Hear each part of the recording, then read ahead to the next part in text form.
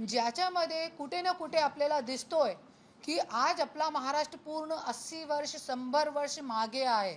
आज लोकांचे मुद्दे कुठेही राहिलेले नाही आहे. आपल्याला दिसतोय की आज शेतकरीपासून एक मोठा बिझनेसमॅन असो, एक विद्यार्थी असो, शिक्षक असो, कोणीही असो, सगळे परेशान आहे. फक्त हे राजकारणी लोकांमुळे ह्यांची जे ट्रेंड चालू आहे, तोडा फोडा आणि जोडा, आणि फक्त खुर्चीचा जे राजकारण सुरू आहे, हे सगळी गोष्ट बघताना आणि सगळ्यांना माहिती आहे की मला पण 3-3 वेळे जेलमध्ये टाकला, त्यानंतर मी आज राजकारणामध्ये आली, नाही तर मी राजकारणी नाही होती. त्याच्यासाठी आज नवीन पक्षची, नवीन पर्यायाची गरज आहे. जनताला पण मी आवाहन करते, मतदाता राजा जे आहे त्यांना पण मी आवाहन करते की फक्त हे मोठे मोठे लोकांना फक्त संधी देऊ नका. एकदा नवीन लोकांना, चांगले लोकांना संधी देऊन बघा. तुमचे नेता बदलणार तरी तुमचे मुद्दे बदलणार, नाही तो तुमचे नेता तेच, तुमचे मुद्दे तेच. आज कार्यकर्त्यांना फक्त खुर्चियाँ उचलना, झंडे उचलना, सतरंजी उचलना, फक्त 3-3 पिढी तेच काम आहे. आणि नेता लोकांच्या घरामध्ये, जे पुढारी, स्थापित पुढारी लोकांच्या घरामध्ये आज तिसरी पिढी कार्यकर्त्यांचे आणि जनताचे समोर आहे. आता तुम्हाला निर्णय घ्यावा लागेल की तुम्हाला हे सगळं जे आहे हे कुठे ना कुठेतरी संपवायचं आहे. आपले मुद्दे जे आहे ते संपवायचे आहे. आता आपण पुण्यामध्ये आपण बघू शकतो, ट्रॅफिकची इतकी मोठी प्रॉब्लेम आहे. ट्रॅफिक आहे, मेट्रो आज सुरू झालेली नाही, त्याच्यामुळे इतकी मोठी प्रॉब्लेम होत आहे. सगळे लोक फेस करत आहे. नाली, रस्ते, बिजली, पानी, ये तो पूरे महाराष्ट्र की कॉमन प्रॉब्लम है, कॉमन, एकदम कॉमन, हर गली में, हर रास्ते में है. पर जो बड़ी प्रॉब्लम है ट्रैफिक की, जमीनें खाना, जमीनें हिचकून घेना. आज मोठे मोठे राजकारणी लोक, ज्या लोकांना आपण निवडून देत आहे, आज गोरगरीब लोकांची जमीन हिचकून घेत आहे. एक एक पुढारीची 1800 कोटीची जमीन आहे. त्यांचे जे आमचे चमचे हलाल दलाल लोक आहे, त्यांची पण 2-2 हजार कोटीची जमीन आहे आज पुण्यामध्ये. आणि गोरगरीब लोकांची 1-1 एकर जमीन सुद्धा सोडत नाही हे लोक. पुण्यामध्ये असे मुद्दे आहे मोठे प्रमाणामध्ये. आणि जमिनीमुळे खून खराबे. आज नेता लोकांनी, आज पुढारी लोकांनी, ज्या लोकांनी आपण वर्षपासून जिंकून दिला, त्या लोकांनी आपल्याला काय दिला? तो आपली जमीन हिचकून घेतली, नशा दिला, ड्रग्स दिला. मी खुद येरवडामध्ये होती, 45 दिवस बघितला मी स्वतःच्या डोळ्यातून की काय अवस्था आहे पुण्याची. नशा दिलेला आहे, नशेची गोळ्या, व्हाईटनर आणि काय काय असतात, गुटखा पुटका, जे असतात, मला तो जास्त माहिती नाही हे नशेची वस्तूचे बद्दल. तरी पण जे ड्रग्स इतना मोठ्या प्रमाणामध्ये येत आहे. अरे आज एक बिस्लरी की बॉटल जरी आपल्याला खरेदी करायचं आहे, तो आपण सिस्टममध्ये राहून आपल्याला खरेदी करावं लागते.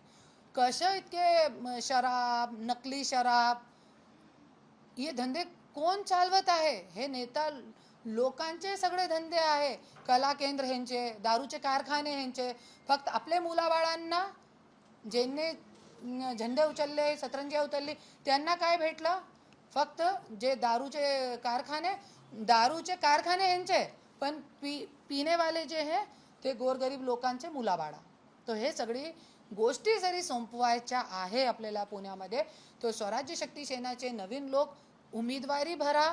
आणि जनताला पण मी निवेदन करणार की तुम्ही लोक भी पण लोकांना, नवीन लोकांना संधी द्या, निवडून द्या.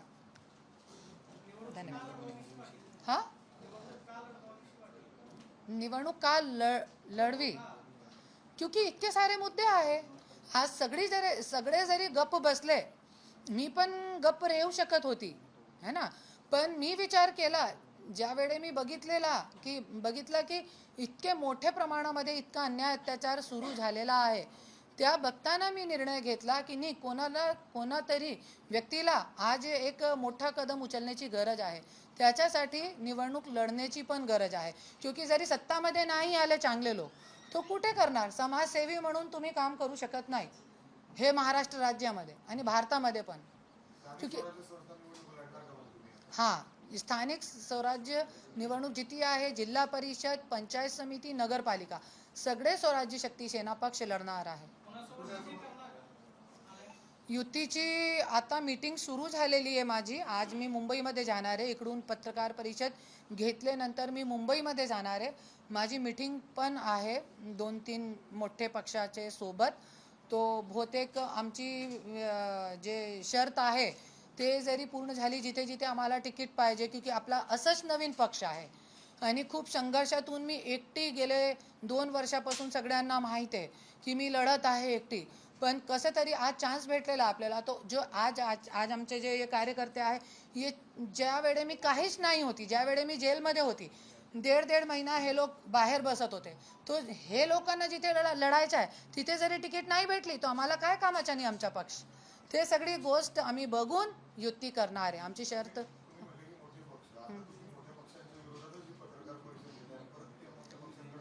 नाही, त्यांच्या विरोधात नाही आहे, सगळे एकसारखे नाही आहे, पण कोणी चांगले आहे कोणी वाईट आहे. आणि आज जैसे एक कहते हैं ना, डूबते को तिनके का सहारा काफ़ी होता है. तो आज मेरी नैया जो है डूब रही है कहीं ना कहीं. आज अपने महाराष्ट्र की नैया कहीं ना कहीं डूब रही है. तो कहीं ना कहीं यदि किसी का हाथ पकड़ के आगे जाने को मिल रहा है तो क्यों नहीं जाएंगे. आता मी सांगू शकत नाही, क्योंकि सांगितलेला तुम्ही माझे मनाची काढू नका. काढण्याचा प्रयत्न माझे मनाची काढण्याचा दोघी पण आहे. हा नाही नाही, क्योंकि जरी मी उभे राहिली तो माझे जे ज्यांना मला सपोर्ट करायचा आहे तो मी करू शकणार नाही. त्याच्यासाठी या आता मी लढणार नाही.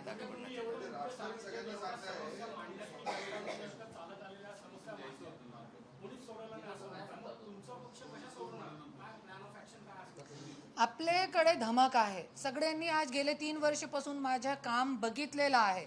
एक पत्रकारांनी खूप चांगला विचारला होता मला 2 दिवस अगोदर औरंगाबाद आपल्या छत्रपती संभाजीनगरमध्ये, की तुम्ही 5 असे मोठे काम सांगा आम्हाला जे लोक तुम्हाला तुमच्या उमेदवाराला निवडून देऊ. तो असे 5 आता गेले 3 वर्षामध्ये खूप मोठे मोठे काम असे केलेले आहे, मी स्वतः केलेले आहे, की ज्याच्यामुळे आपल्याला लोकांना निवडून द्यावं लागेल.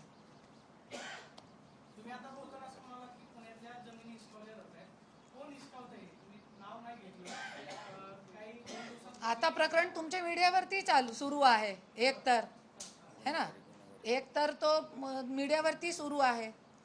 एक आपल्याकडे जरी 1 कोटी रुपये आले तो आपले घर इन्कम टॅक्स येत आहे. पर 1800 कोटी की जरी जमीन खरेदी केली एक युवा मुलगाने, है ना, तो गृहमंत्रीचा असो तो कोणी विचारणारा नाही आहे. आणि 500 रुपये स्टॅम्प ड्युटी भरताय. तो हे सगळी गोष्ट आणि एकच नाही आहे, खूप लोक आहे. याच्यावरती जरी पत्रकार परिषद घेतली तो मला 3 तास लागेल सगळ्यांचे नाव उघड करण्यासाठी. आणि माझ्याकडे आहे लिस्ट आहे पूर्ण, आणि मी प्रूफ सुद्धा बात करते. सगळ्यांना माहीत आहे, सगळे पत्रकार बांधवांना माहीत आहे की मी प्रूफ सुद्धा मी बोलते. आणि माझ्याकडे पूर्ण लिस्ट आहे.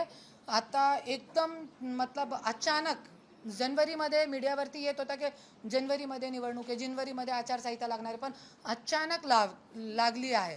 तो आपल्याला वेळ राहिली नाही तो मी सगळं उघड करणार होती इलेक्शनच्या अगोदर.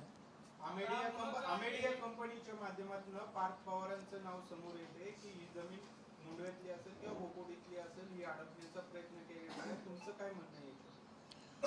हडपलेली आहे, मी स्पष्ट बोलते, हडपलेली जमीन आहे. कोणी पार्थ पवारांनी हा सगळे मिळून खाताय राजकारणामध्ये. मी अगोदर सांगितलेलं आहे राजकारणामध्ये आज कशाला. आज मी छोटे घराची एक खूप नाही आहे, मी एक इतके मोठे घराण्याची सून आहे जे पूर्ण भारतामध्ये गाजणारं नाम माननीय गोपीनाथ मुंडे, धनंजय मुंडे असे मोठे घराण्याची मी सून असताना मला आज पक्ष काढावा लागला. आणि मी कोई अशी लहान मुलगी नाही आहे. मी आज 45 वर्षाची एक मोठी स्त्री आहे, तरी पण मला आज पक्ष काढावा लागला. कशाला. न्याय भेटत नाही. आज महिलांना जेलमध्ये टाकताय. ज्या लोकांची छातीवर लाथ धरून हे लोक मंत्री होत आहे, आपला हे बनताय, आमदार खासदार म्हणतात, त्या लोकांच्या आई वडिलांना पण जेलमध्ये टाकलं गेलं आहे.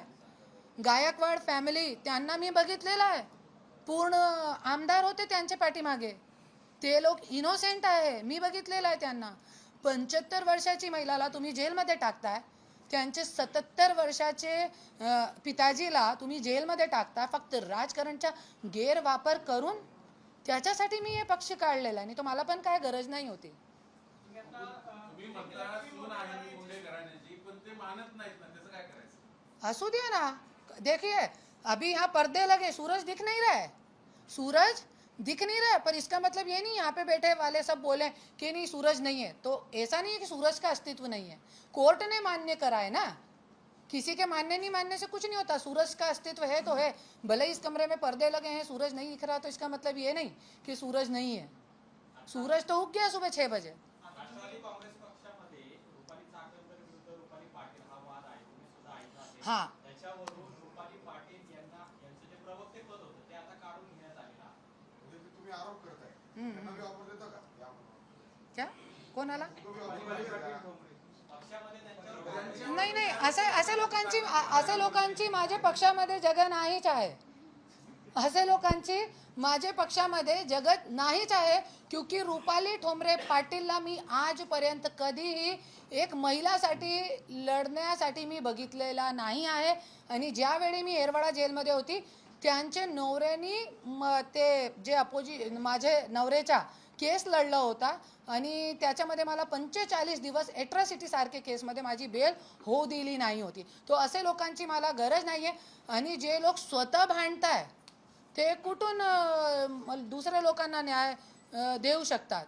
तुम्ही आता ज्या घराण्याचा उल्लेख केला की मी मुंडे घराण्याची सून आहे, त्याच मुंडे घराण्यावरती मनोज जरांगे यांना मारण्याचा कट रचलेला आहे असं धनंजय मुंडे आता ये प्रेस कॉन्फरन्स जे आहे जरांगे भाऊ आणि धनंजय मुंडेबद्दल, मी 2 वेळे पत्रकार परिषद बीडमध्ये घेतलेली आहे. पूर्ण माझे स्टेटमेंट जे आहे ते मीडियावरती गेलेले आहे.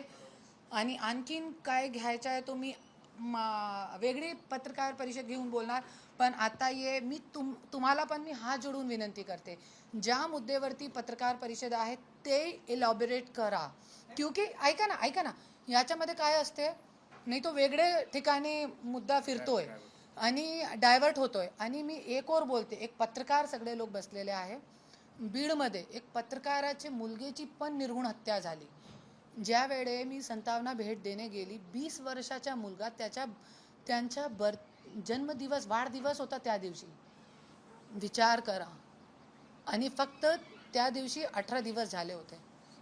आणि आपल्यापर्यंत ये वेळ येऊ नये, पक्ष मैंने इसलिए नहीं खोला है कि टाइम पास के लिए और पब्लिसिटी के लिए नहीं.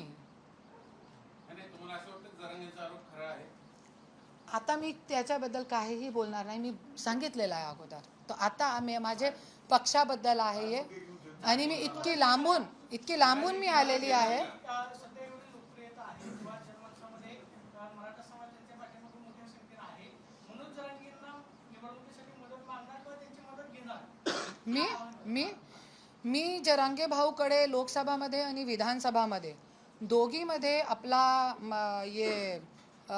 निवेदन घेऊन गेली होती की जरांगे भाऊ आज तुमच्याकडे इतका मोठ्या प्रमाणामध्ये हे आहे जनप्रतिसाद, तो आपल्याला महाराष्ट्रामध्ये काहीतरी बदल घडायचा आहे. त्याच्यासाठी तुम्ही आम्हाला माझ्या हे निवेदन स्वीकारा. आणि जे माझी पार्टीच्या जे अध्यक्षपद आहे हे तुम्ही स्वीकारा. मला पार्टीमध्ये कोणत्याही पद नको आहे, मला पार्टीचे तिकीट नको. हे निवेदन माझे फेसबुकवरती टाकलेलं आहे, आमदारकीमध्ये पण लोकसभामध्ये पण.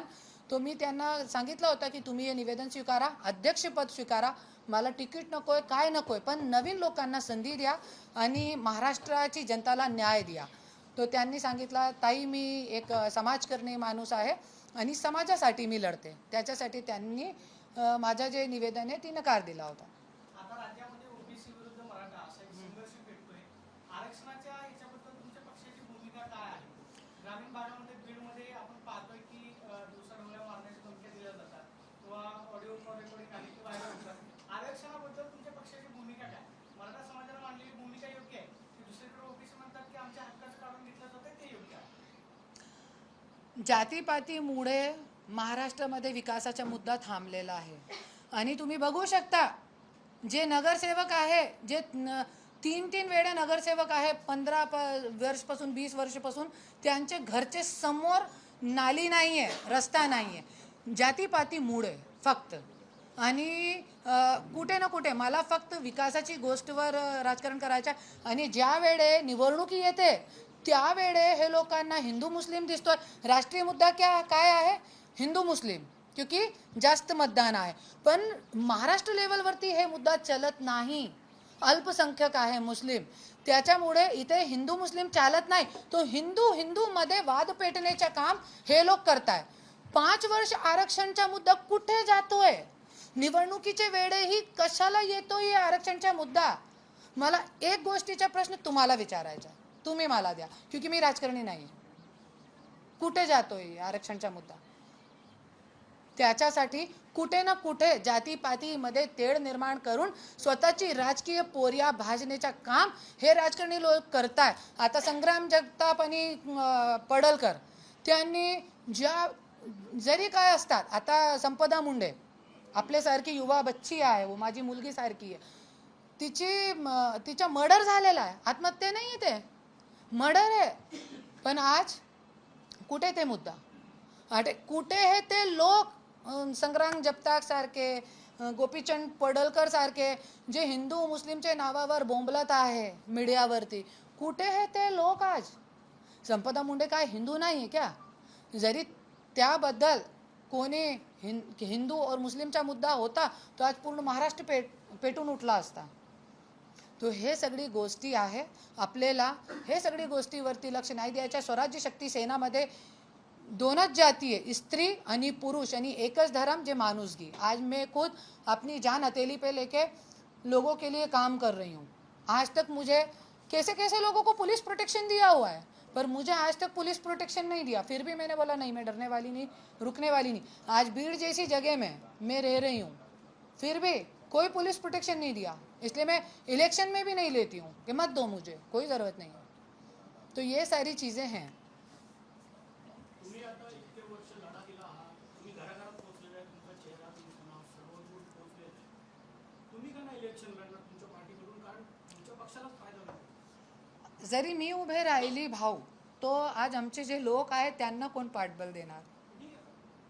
नाही, पण मी स्वतःवर लक्ष देणार ना, स्वतःवर लक्ष देणार मी. हे मुद्दा आहे.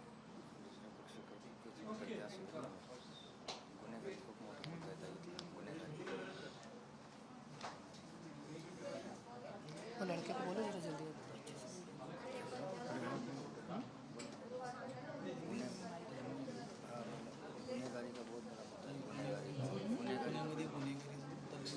हाँ तो बोला ना, वो गुन्हेगारी बोला ना, खून खराबे, ड्रग्स, उसको बोलो ना.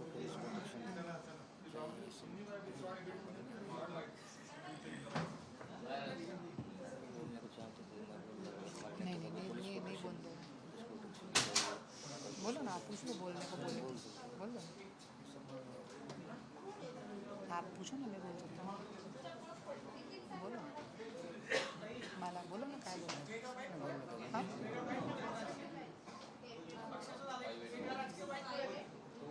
वेगळा कोणत्या मुद्द्यावर? नाही.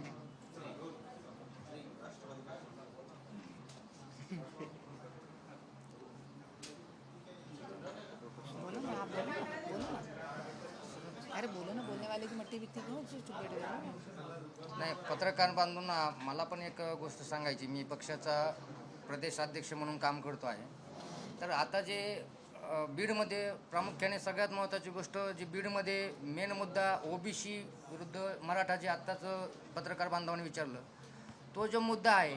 आता ताई एक ओबीसी समाजाच्या सून आहेत, परंतु त्यांचं काम कुठली जातपात ही कुठलीही गोष्ट नाही आहे. तर ह्या गोष्टीचा ह्या लोकांचा जो तिढा आहे, त्या तिढ्यामध्ये ताईच्या पण जीवाला भरपूर मोठा धोका आहे. तर ह्यासाठी प्रशासनाने किंवा माजी मुख्यमंत्री साहेबाला पण विनंती आहे की त्यांनी करुणाताईंना प्रोटेक्शन द्यावं. आणि दुसरा जो पुण्यामधला मुद्दा आहे तो गुन्हेगारी क्षेत्रातला खूप मोठा मुद्दा आहे. आणि सगळ्यात महत्त्वाची गोष्ट जी आहे, इथं आपण जे बघतो नगरपालिका असेल, महानगरपालिका असेल, तर त्या मध्ये जे एक कॉन्ट्रॅक्टरलाच 15-15 वर्ष कॉन्ट्रॅक्ट कामी होतं बाबा. याची पण कुठेतरी चौकशी व्हायला पाहिजे. याच्यामुळंच जे विकासाचे काम आहेत ते कुठेतरी रखडल्यासारखे असं मला वाटतंय.